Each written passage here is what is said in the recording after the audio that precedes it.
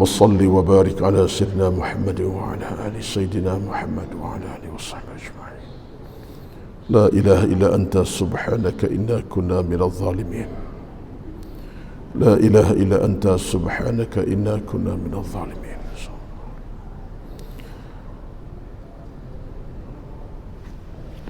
السلام عليكم ورحمة الله وبركاته.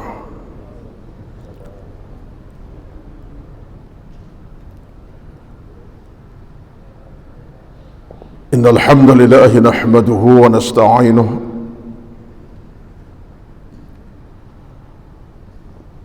ونستهديه ونستغفره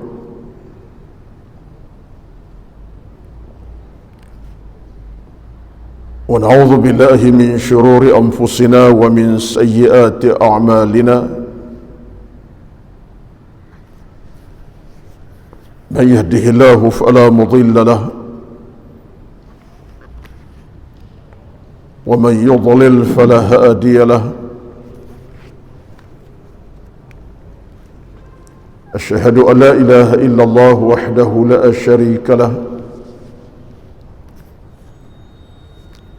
وأشهد أن محمدا عبده ورسوله. ربنا عليك توكلنا وإليك أنبنا وإليك المصير.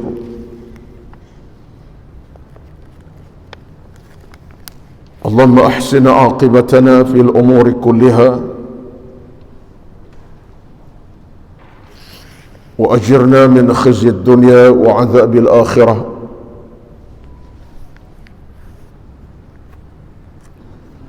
اللهم يا مقلب القلوب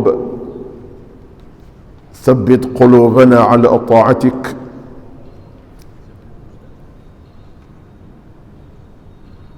اللهم اجعل جمعنا هذا جمعا مرحوما وتفرقنا من بعده تفرقا معصوما. ولا تجعل فينا ولا معنا شقيا ولا مطرودا ولا محروما برحمتك يا أكرم الأكرمين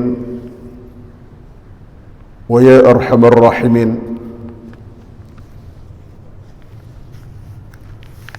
اللهم رب اشرح لي صدري ويسر لي أمري واحلل عقدة من لساني يفقه قولي يا رب العالمين. أما بعد،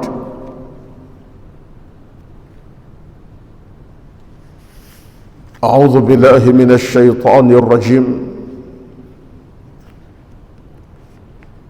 بسم الله الرحمن الرحيم.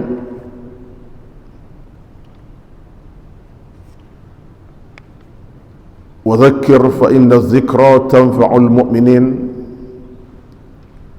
Dan berilah peringatan, sesungguhnya peringatan yang disampaikan memberi manfaat, guna dan faedah kepada orang-orang yang beriman. Sadaqallahul Azim. Surah Az-Zariyat ayat 55.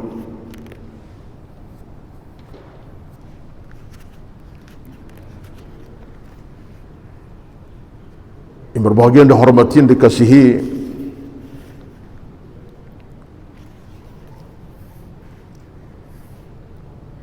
Datuk Pengerusi dan kuasa pengurusan Masjid Bangsa dan seluruh dan kuasa pengurusan masjid,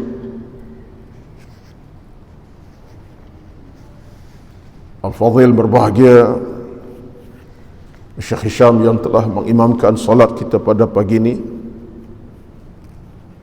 dengan tidak dilupai tuan-tuan imam kita yang bertugas, tuan-tuan Bilal, dan yang dihormati seluruh kehadiran para jamaah, tuan-tuan dan puan-puan yang dirahmati Allah sekalian. Alhamdulillah, kesempatan berkat pada pagi ini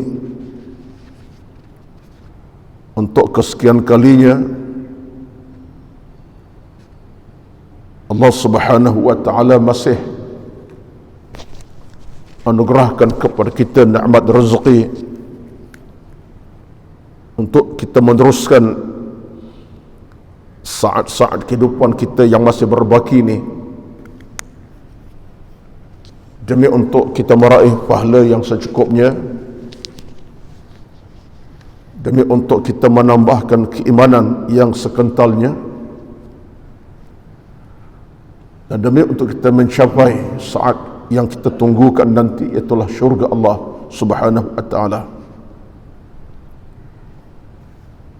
Oleh itulah maka saat kita berkumpul di pagi yang penuh barakah ini,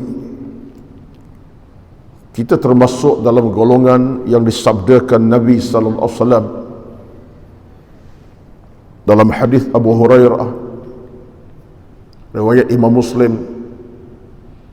Nabi bersabda, "Majtama'a qaumun fi baitin min buyutillahi yatluna kitaballahi wa yatadarrasunahu fima bainahum illa nazalat alaihimus sakinatu wa ghasyiyatuhumur rahmatu wa haffatuhumul malaikatu wa dzakarahumullahu fi man 'indahu." Hadis Muslim yang menyatakan dan bersabda, mana-mana orang yang berhimpun di rumah Allah di saat solatnya, di saat zikirnya, di saat pengajiannya, dalam keadaan datang untuk memahami kitab Al-Quran dan memahami tentang agama, maka Allah akan turunkan ke atasnya ketenangan. Allah akan limpah atasnya rahmat, dan akan dikelilingi oleh para malaikat Allah dengan doa dan munajat, dan nama mereka akan disebut oleh Allah di sisinya pada hari akhirat nanti. Jadi kita bayangkanlah betapa di saat kita berada di rumah Allah ini, sama ada kita bersalat, kita belajar, kita mengaji dan sebagainya, kita mendapat 1001 nikmat. Ketenangan Allah kirimkan, kerahmatan Allah berikan, doa malaikat kita dapat, dan nama-nama kita akan dicatat untuk disebut di hari akhirat nanti sebagai manusia yang cintakan ilmu, manusia yang rindukan kebaikan dan inginkan kedudukan yang baik. Ini hadis tuan-tuan yang berikan kita kekuatan motivasi yang tidak pernah akan menghilangkan nikmat dalam kita beragama. Satulah kata Al-Imam Asy-Syaukani rahmatullahi alaihi, di saat bila mana Allah berikan kita rezeki tersebut dengan rahmatnya, dengan ketenangannya, dengan doa malaikatnya, maka peganglah semahu-mahunya, peganglah sekukuhnya, dan pegang dengan sesungguh-sungguhnya. Karena kata Imam Syaukani, itulah nyawa kita yang sebenar-benarnya.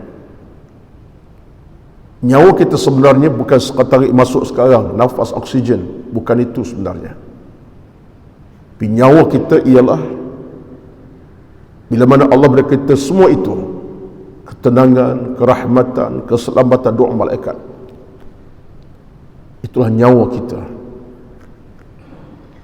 Itulah para alim ulama menegaskan bahawa tidak ada suatu kemanisan yang lebih besar dalam hidup beragama melainkan bila ada di sana jalan-jalan untuk kita meraih redha rahmat Allah Subhanahu wa taala. Itulah kemanisan dalam kita beribadat. Bila ada lorong-lorong kita nak meraih redha Allah, Subhanahu wa ta'ala. Apa yang saya nukilkan di awal muqaddimah pada pagi ini sekadar untuk ingatkan diri sendiri. Mudah-mudahan nikmat rezeki yang kita nikmati seawal pagi ini dan bagaimana kita nikmati sebelumnya pada hari lepas akan terus berkekalan pada hari-hari mendatang. Selagi mana nyawa kita di kandung badan, belum Allah mengambil nyawa kita untuk bertemu dengannya. Selagi mana kita ada masa yang cukup untuk beribadat, sebelum Allah panggil kita kembali kepadanya, tuan-tuan, inilah yang kita mesti laksanakan, kerana tidak ada satu jalan yang lebih utama daripada itu, melainkan kita pertahankan nikmat rezeki Allah berikan ini.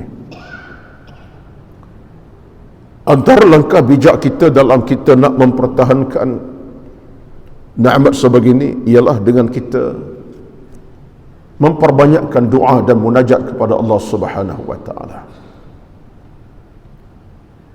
Dalam surah dibacakan Al-Fadhil Syekh Hisham kejap tadi, surah Maryam, baru ayat Kaf ya Ain Sad. Antara sebanyak-banyak tema yang penting dalam konteks ayat tadi ialah rintihan dan munajat.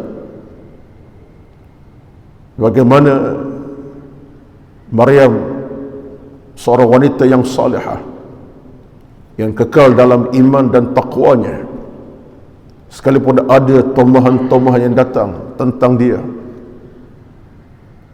ada tuduhan yang palsu tentang dia, tapi kekuatan Maryam ialah berdoa kepada Allah Subhanahu wa ta'ala. Dia merintih, dia berdoa, dia munajat, dia minta kepada Allah untuk diberikan kekuatan dan ketenangan yang sebenar-benarnya. Akhirnya Allah rezekikan Maryam, ibu Nabi Isa alaihi salatu wassalam, dengan kejayaan dalam tohmahan, dalam kata-kata yang palsu tentangnya. Allah menangkan dia dengan sebab diistiqamah dengan doa munajat. Itu sebagai rumusan. Kalau ambil ayat tadi panjang cerita. Samalah kita dalam kita nak mencari redha, rahmat Allah, ketenangan, keselamatan yang Allah janjikan itu, antara langkah kita ialah munajat, merintih, berdoa, minta kepada Allah Rabbul Jalil untuk sabatkan kita, tenangkan, kokohkan kita, tidak berganjak walaupun sesaat, dan tidak kita terseleweng walaupun satu saat. Allahumma ya muqallibal qulub thabbit qalbi ala ta'atika. Ya Allah, teguhkan hatiku di atas ketaatanku kepadamu. Ini kekuatan. Saya kira muqaddimah ini ada kaitan dengan tajuk yang saya nak bicarakan pada pagi ini. Dan ayat yang saya pilih pada pagi ini untuk kita renungi dan mengambil iktibar, mengambil cakna tentangnya, ialah satu ayat surah As-Sajdah. Surah As-Sajdah itu surah yang ke-32 dalam Al-Quran, dalam juzuk yang ke-21. Ayatnya berbunyi, a'udzu billahi minasyaitonir rajim. Bismillahirrahmanirrahim. Qul yatawaffakum malakul maut alladhi wukila bikum thumma ila rabbikum turja'un. Walau tara idhil mujrimuna nakisu ru'usihim 'inda rabbihim Rabbana absarna wa sami'na farji'na na'mal salihan inna muqinun. Walau syi'na la'atayna kulla nafsin hudaha walakin haqqal qawlu minni la'amla'anna jahannama minal jinnati wan nasi ajma'in. 3 ayat saya pilih pada pagi ini yang bermaksud Allah berfirman, Qul yatawaffakum malakul mautul ladzi wukila bikum thumma ila rabbikum turja'un. Katakanlah Muhammad, malaikat maut yang diserahi untuk mencabut nyawa kamu akan menamatkan kamu, mematikan kamu. Kemudian Tuhan kamulah kamu akan dikembalikan kepadanya. Kamu dikembali pada Tuhan kamu, yakni Allah Subhanahu wa taala. Walau tara idzil mujrimuna nakisu ru'usihim 'inda rabbihim Rabbana absarna wa sami'na farji'na na'mal salihan inna muqinun. Dan jika kami menghendaki, nescaya dan alangkah ngerinya jika sekiranya kamu melihat orang-orang berdosa itu menundukkan kepalanya di hadapan Tuhannya pada hari akhirat nanti, lantas mereka berkata, wahai Tuhan kami telah melihat dan mendengar, maka kembalikanlah kami ke dunia ini semula. Nescaya kami akan mengerjakan amal-amal kebajikan dan kebaikan. Sungguh kami adalah orang-orang yang yakin. Walau syi'na la'atayna kulla nafsin hudaha walakin haqqal qawlu minni la'amla'anna jahannama minal jinnati wan nasi ajma'in. Dan jika kami menghendaki, nescaya mereka akan berikan kepada setiap jiwa petunjuk baginya. Tetapi telah ditetapkan ketetapan dariku, pasti akan aku penuhi neraka jahanam dengan jin dan manusia bersama-sama. Ayat sebaca tuan-tuan sekalian mempunyai maksud yang tersirat lagi tersurat. Kalau tadi saya sebut di awal muqaddimah, kita mesti cari kekuatan dalam pertahankan keimanan kita, pertahankan keilmuan kita dengan kita banyak berdoa kepada Allah. Kenapa? Sebab Allah tegaskan kepada kita dalam ayat 11 surah As-Sajdah dengan katanya, dengan firman-Nya, Qul yatawaffakum malakul mautil ladzi wukila bikum thumma ila rabbikum turja'un. Karena setiap kalangan kita ini akan terhenti nyawa kita, akan terhenti kehidupan kita bila-bila masa sahaja. Allah yang pegang kunci kehidupan kita. Allah yang pegang remote control kehidupan kita. On off di tangan Allah Subhanahu wa taala. Tak ada siapa boleh melawan ketentuan kehendak Allah Subhanahu wa taala. Saat diuji dengan sakit yang berat, Allahu Akbar. Saat sihat walafiat tanpa sebarang ujian sakit, saat dalam kesempitan hidup, dalam ujian pelbagai, atau saat tenang, setenang-tenang, tak ada sebarang musibah dan masalah.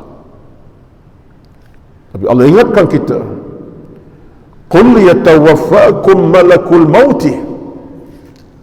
Ketika mana Allah Subhanahu perintah malaikat maut datang untuk merapati kita hamba-Nya,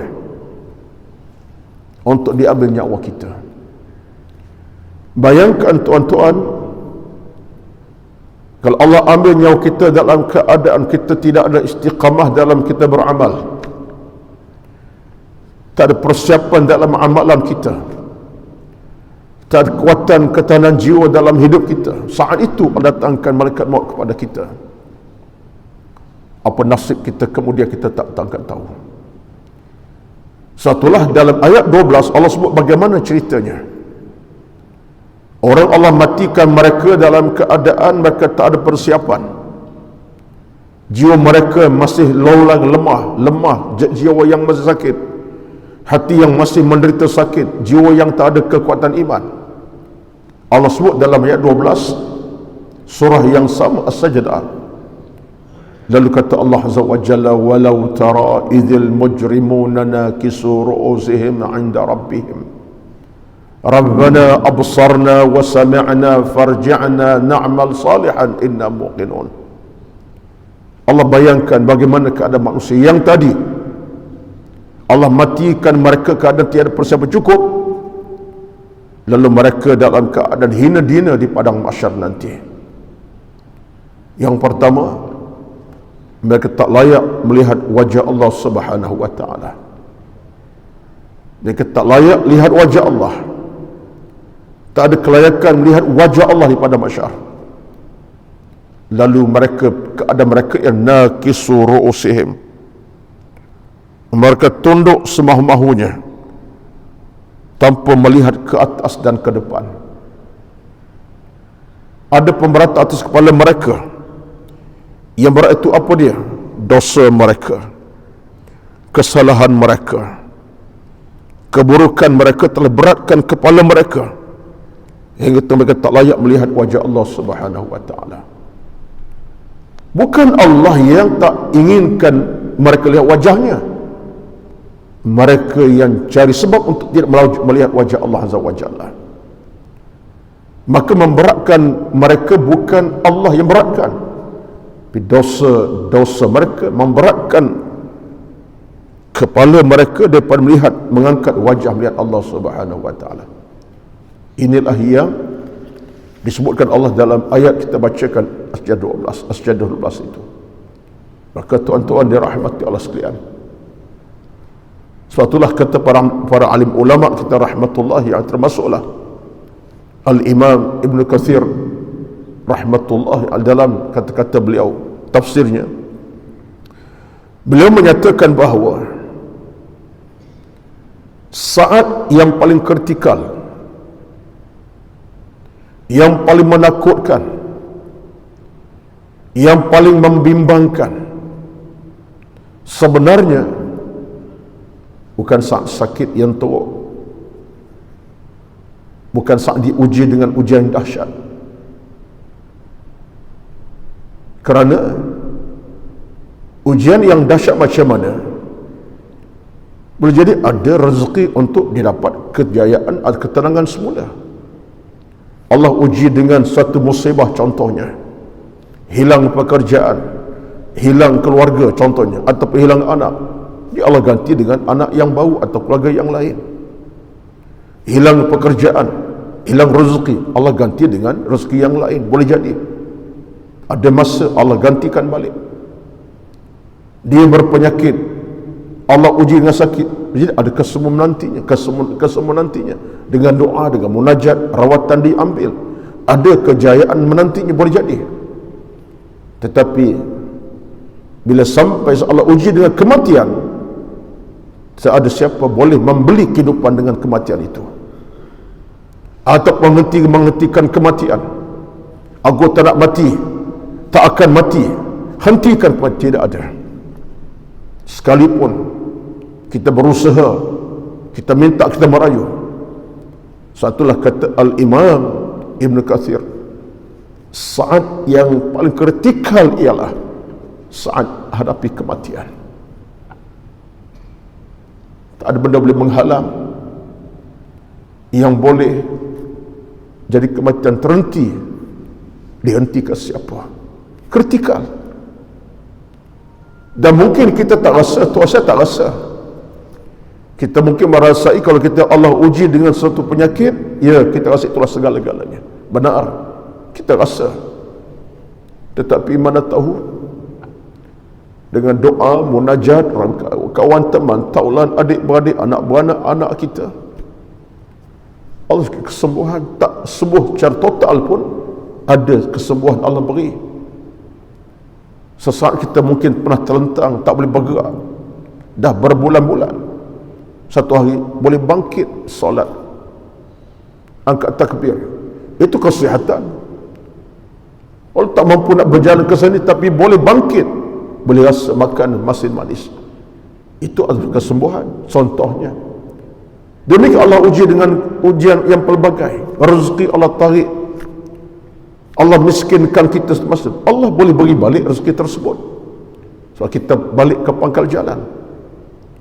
Tapi saat kematian, tak ada campur tangan sesiapa. Seorang anak tidak boleh berdoa kepada Allah, ya Allah, hentikan kematian buat ayahku ini. Seorang ibu tidak boleh berdoa, ya Allah, henti kematian buat anakku ini, aku tak nak anakku mati. Dan seorang anak tidak boleh henti kematian kepada ayah yang akan hadapi kematian. Batulah amat kritikal. Dan benarlah firman Allah dalam ayat yang lain,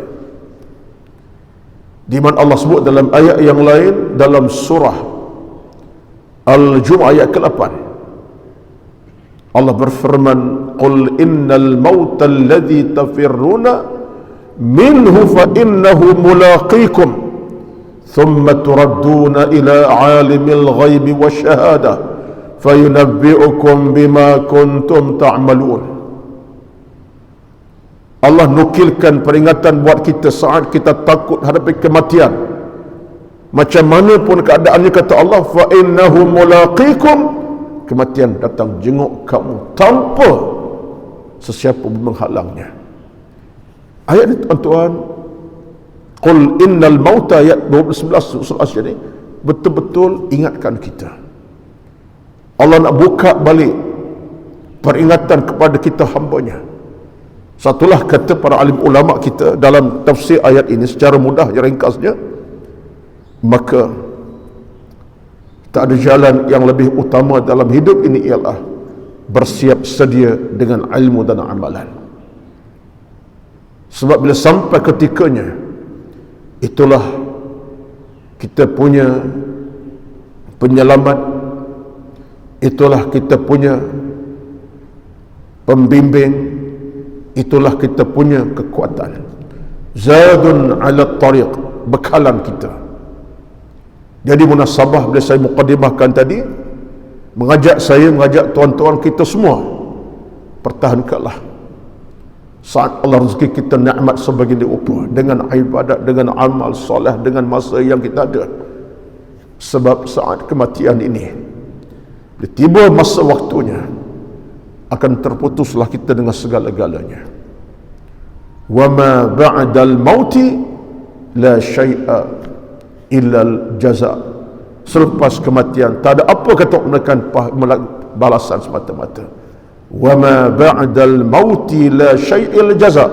Kata setengah ulama, selepas kematian tak ada apa yang tinggal melainkan pembalasan demi pembalasan. Dan pembalasan Allah yang setimpal. Sebab itu dalam surah 12 ayat 12 Allah kata apa kepada kita? Kenyataannya, saat di mana manusia dibangkitkan nanti, ada orang meratap, yang merayu, yang bermohon kepada Allah dalam kekecewaan. Apa yang berlaku? Dia datang dalam keadaan kecewa, tak melihat Allah, tak boleh melihat Allah Azza wa Jalla. Dalam kekecewaan dia pun disebut kepada Allah Azza wa Jalla, Rabbana absarna wa sami'na farji'na na'mal salihan inna muqinun. Merataplah dia kepada Allah dengan kata-kata yang bersifat merayu. Kami insaf, kami faham, kami dah tahu, kami dah sangat-sangat jelas pada hari ini. Kenyataan sebelum kami tak faham, kami buat tahu-tahu, kami tak erti. Sekarang jelas. Apa jelasnya? Kata ulama, ada 3 yang jelas pada hari itu. Ada 3 yang jelas pada hari itu. Yang pertama, yang jelas bagi orang ini, dia tak ada teman taulan yang dia boleh dampingi. Dia tak ada kawan teman yang dia boleh rapati. Dia tak ada orang yang boleh minta tolong bantu. Ini yang jelas. Ini kata ulama, ketika itu ada 3 benda yang jelas. Yang pertama, orang ini dia tahu, dia insaf, kalau dia semasa hidup di bumi Allah dahulu, saat dia sempit, ada teman taulan boleh bantu. Allah uji dengan kepaihan, ada anak isteri boleh tolong. Allah uji dengan soal-soal kehidupan yang mencekam, ada kawan-kawan boleh tolong bantu malam dan siang. Saat Allah uji dengan masalah, Ada keluarga boleh tolong bantu. Kalau sakit, didoakan. Kalau susah, ditolong bantu. Hatta dengan fizikal harta benda. Itu dunia. Tapi jelas di pada masyar nanti, berpaling ke kanan kiri, aku keseorangan. Aku keseorangan. Mana anak-anakku, mana ayahku, mana suamiku, mana ibuku, mana adik-badikku. Mereka boleh berkata, aku dah keseorangan pada hari ini. Waktu Allah sebut dalam Al-Quranul Karim, Yawma yafirrul mar'u min akhihi wa ummihi wa abihi wa sahibatihi wa banihi likulli imri'in minhum yawma idzin sya'nun yughnih. Surah Abasa. Pada hari itu tidak siapa boleh tolong kita melainkan likulli imri'in minhum yawma idzin sya'nun yughnih. Setiap orang urusan dia masing-masing. Seorang ayah tak fikir keselamatan anak-anaknya lagi. Seorang ibu tak fikir keselamatan anak-anaknya lagi. Seorang anak tak fikir keselamatan ayah bondanya lagi. Masing-masing fikir tentang dirinya. Aku selamat ataupun gagal, kecewa atau berjaya. Itulah yang berlaku. Kejelasannya kata para ulama, dia mula nampak, aku dah seorang-seorang. Siapa boleh minta aku tolong? Tak ada dah. Mengecewakan lagi. Jelas yang kedua kata para ulama, apa dia? Yang kedua mula nampak di hadapannya ialah jalan yang lebih susah. Jelas bagi dia jalan di hadapan paling susah. Apa di jalannya? Jalan dekat neraka. Dan makin sempit masa yang dia ada. Makin jelas depannya jalan ke neraka. So nampak jalan ke neraka makin dekat. Yang dulu masa hidup dia rasa jauh. Masa hidup sebut neraka. Siapa rasa dekat dengan neraka? Saya pun bila sebut neraka terasa jauh. Sebab kita alam bumi. Alam bumi alam penuh dengan kenikmatan. Nak makan, nak pakai, nak berseronok, nak apa saja. Mana nampak neraka? Tak nampak. Bila sampai di alam sana, kejelasan kedua kata para ulama ialah hamba Allah ini mula nampak depannya laluan ke neraka Allah yang menantinya. La tariqa illa nar. Tidak jalan dekat satu jalan ke neraka saja. Jelas. Itulah kejelasan yang kedua. Kejelasan ketiga ialah kepada orang ini yang disebutkan Allah dalam ayat tadi, Rabbana absarna, dia mula merayu itu. Kejelasan ketiganya ialah dia hanyalah menanti saat Allah berikan hukuman yang terakhir.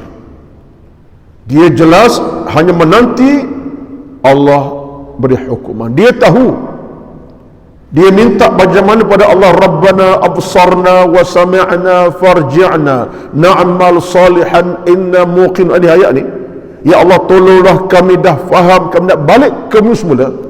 Farji'na na'mal salihan, kami nak balik kami kembali. Dia tahu itu satu permintaan yang tak akan logik di akal. Dia tahu merayulah kepada Allah nak balik semula ke bumi untuk beribadat. Nak balik ke mana? Tapi sekadar bercakap kosong saja, hanya luahkan perasaan. Dia tahu nak balik ke mana lagi. Mana bumi yang mendatar Allah beri pada kita lagi? Datar apa dah yang ada pada masyar? Dia merayu dalam keadaan sekadar nak bercakap. Tak ada suara mereka bercakaplah. Maka kejelasannya ialah dia tahu dia akan hukuman Allah Azza, macam seorang banduan terakhirlah. Saya tidak ada pengalaman tu, tetapi rezeki saya pernah satu ketika ceramah di satu penjara di belah utara. Satu masa pengalaman saya, rezeki dapat bertemu banduan terakhir.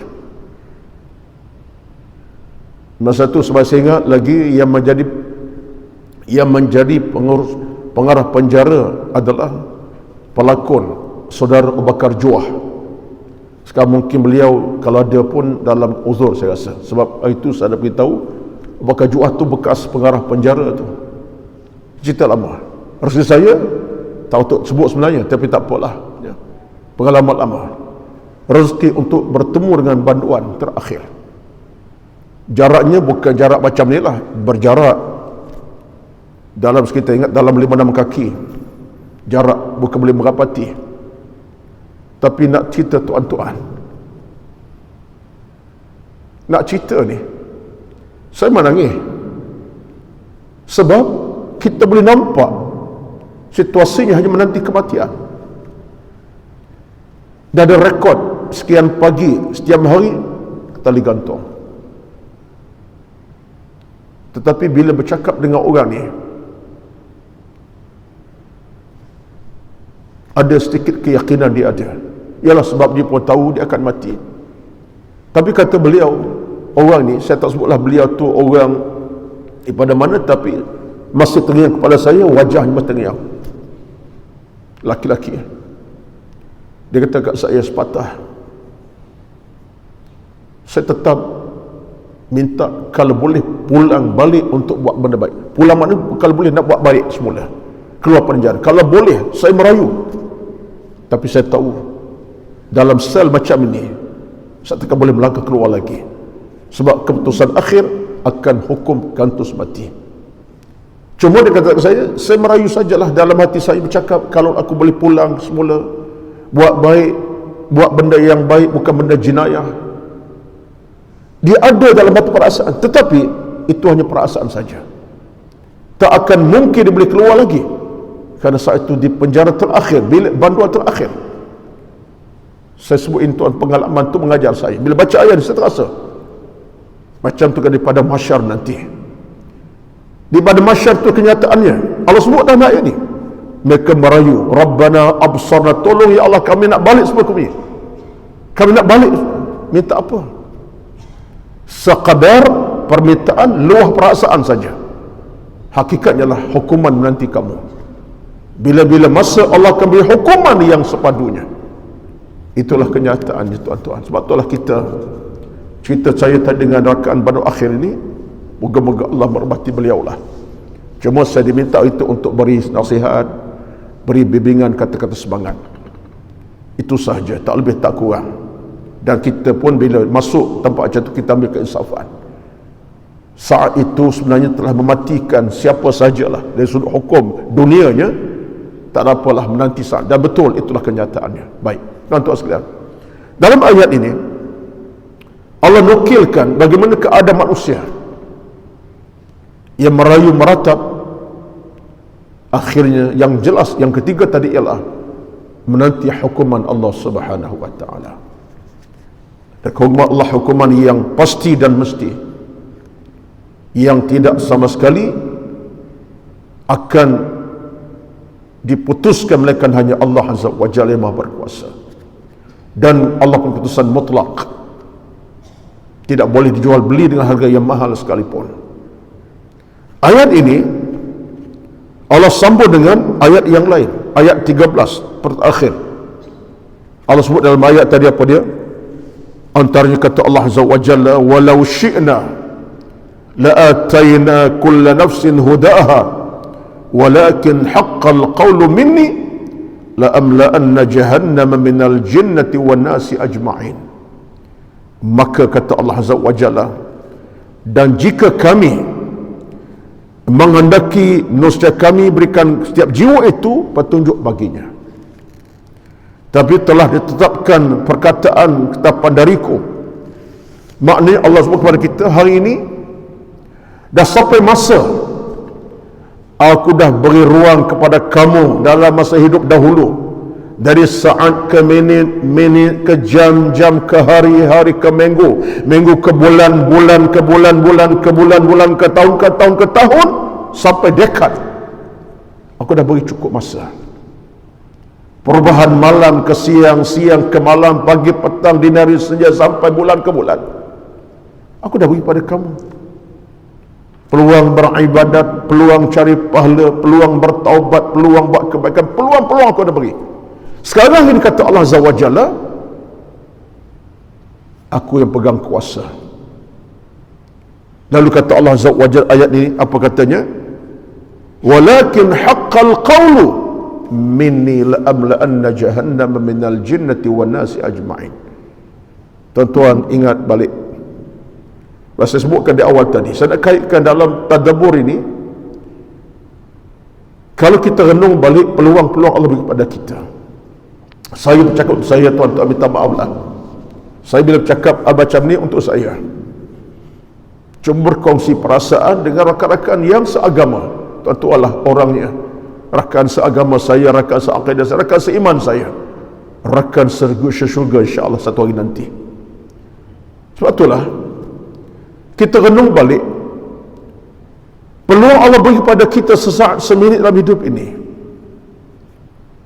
Kalau kita renung dengan kacamata ilmu yang cukup di dada, peluang yang tidak akan berulang kembali. Apakah nikmat pagi ini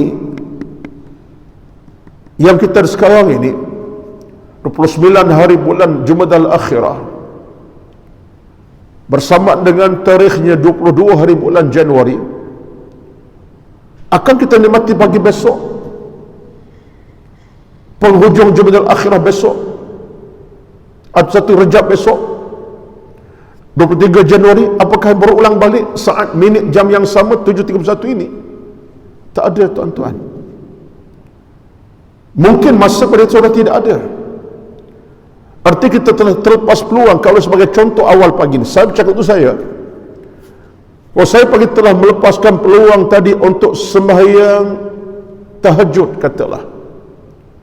Walaupun tak boleh buat 4, 6, 10 rakaat, 2 rakaat, saya telah terlepas peluang kerana tak bangun ke, saya tak abaikan waktu. Apakah di jam ini besok saya akan dapat 2 rakaat pagi besok untuk bertahajud? Tak ada. Kalau saya dah hilangkan peluang 2 rakaat belum subuh tadi, apakah berpeluang besok 2 rakaat belum subuh? Tak ada. Satulah kalau kita renung balik hal nikmat rezeki ini, kita akan terasa kesegeraan itu perlu dan amat perlu. Baik dalam soal masa untuk beribadat, soal harta untuk infak, soal ibadat kita pun apa sajalah, baik nama harta ke infak ke dari sudut masa tenaga, kita boleh nak fikir besok masih ada, esok masih ada waktu. Tak ada. Sebab Allah bagi peluang kepada kita dalam konteks Dia yang berkuasa atas kita. Ini satu renungan saja, tuan-tuan. Kalau saya kira ini satu yang betul bagi saya, rezeki lah. Maka saya pagi ini alhamdulillah bersama tuan-tuan kita dapat rezeki ini. Saya jam 7.33 pagi kita masih berada tempat yang penuh keberkatan, yang mungkin ada yang pukul 4 lagi pun, pukul 5 tak ada bangun, meraih pahala-pahala. Apakah besok berulang saat ini kepada kita? Wallahul musta'an. Pada Allah kita minta bantuan pertolongan. Ini adalah ayat Allah SWT. Walakin, kata Allah Azza wa Jalla, walakin haqqal qawlu minni, aku yang berkuasa. Hari ini kata Allah Azza wa Jalla, aku berkuasa untuk apa? Kata Allah Azza wa Jalla, la amla anna jahannama minal jinnati wan nasi ajma'in. Aku berkuasa ini untuk meletakkan kamu dalam api neraka yang membakar-bakar. Kamu rintih tadi kan, minta untuk kau balik ke bumi, kamu dah insaf, kau minta nak balik beribadat ke semula, kau minta kan? Itu permintaan patut dulu, bukan sekarang. Sekarang minta apa pun, kata Allah tidak, kerana hari ini, masa ini, aku akan humbankan kamu ke neraka yang membakar-bakar. Aku akan penuhkan neraka dengan orang macam kamu, kata Allah. La amla anna jahannam, aku akan penuhkan neraka dengan orang macam kamu. Betullah kata ulama, kejelasan ketiga jelas. Ketiga sebut tadi kan jelas. Dia tahu, dia minta apa sekalipun itu permintaan kosong saja. Yang jelas dia tahu hukum Allah menantinya, hukuman Allah menanti. Maka tuan-tuan dirahmati Allah sekalian, di atas ayat-ayat tersebut dibacakan, saya tidak detail sang ayat tadi, mengambil satu di antara benda yang boleh kita ambil peringatan. Maka marilah sama-sama kita bersama-sama bergabung usaha dan tenaga untuk kita sentiasa menghidupkan jiwa dan hati kita insya-Allah dalam kebaikan demi kebaikan.